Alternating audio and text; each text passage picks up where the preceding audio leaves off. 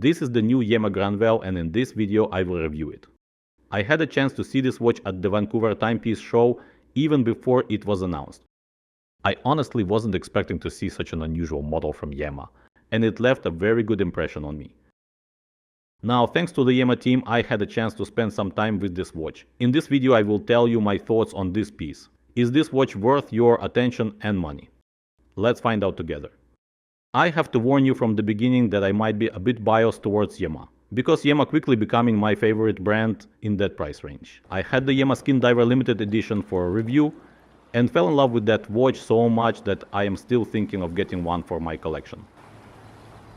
The Granvelle CMM.20 is another my favorite from the brand. This is a refined and stylish timepiece with the YEMA in-house micro-rotor movement.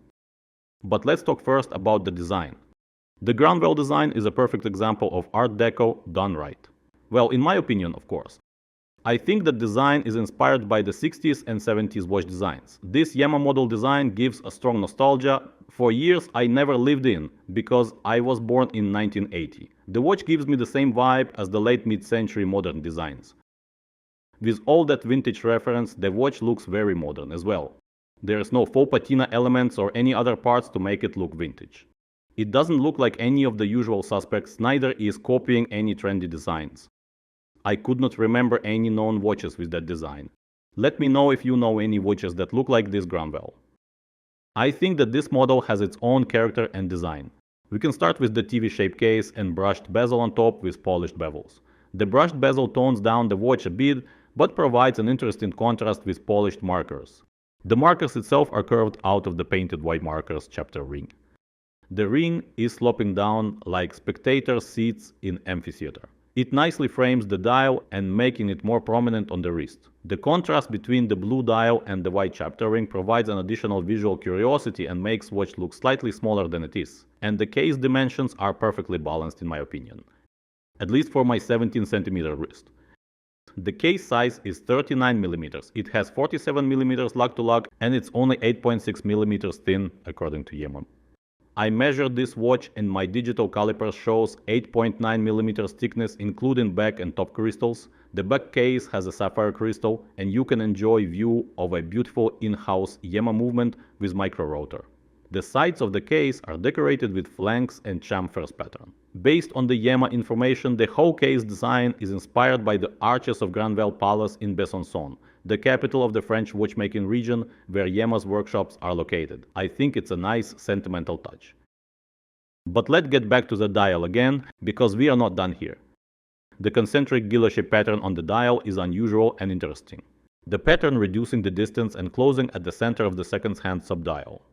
The smaller concentric pattern goes in an opposite direction. It all adds some sort of chameleon effect when the dial color transitions visually from dark blue to black in certain light. The second subdial placed unusually at 9 o'clock and has a nice chapter ring that rises above the dial. It's not a sport watch by any means, but despite its elegant design, the watch feels like a tough and robust piece, but even with the stated 50 meters of water resistance, you shouldn't probably take it to a beach. The watch doesn't have a screw-down crown. It might be capable of withstanding a light swim, but it also could be a risky business. It's still not a diver. The watch is powered by the YEMA manufacturer caliber Morto 20 with 33 joules and anti-magnetic alloys. This movement is absolutely beautiful. It's only 3.70 mm thin and has a micro-rotor. The movement stated accuracy is -3 + 7 seconds per day and it has 70 hours of power reserve. According to the brand, their in-house caliber is designed and manufactured in the brand's workshops in Morteau, France. All other components are sourced from Switzerland within a 70-kilometer radius of Morteau. Assemblies, calibrations and checks carried out by YEMA watchmakers in their Morteau workshops. I have to add a disclaimer that the watch I have here is a demo or press watch. They usually don't have any serial numbers and might have some imperfections that are not be present in production models. That's why the movement here is not as well finished as you can see on press photos. The made in France strap leather quality is also very good. It looks and feels like a great premium leather. The same goes for the clasp. It's a high quality stainless steel deployant clasp. But while the clasp quality is great, it's not comfortable for me. It feels and looks too thick. But it's my issue with most deployant clasps. I find them not comfortable and in most cases I prefer a simple pin buckle. That's why I switched the strap to one of my regular ones and it works much better for me. By the way, the watch has 20mm lug width, which give you plenty of options to play with straps. I love how it is on my brown suede strap. YEMA promises to deliver the watch with two strap ends, medium and large, to ensure a perfect fitting and comfort. So how is the watch on the wrists? I spent about a week with this watch and I find it absolutely perfect for my 17cm wrist. It's easy to wear with most outfits and it will fit great for most occasions. I think they did a phenomenal job overall with this model.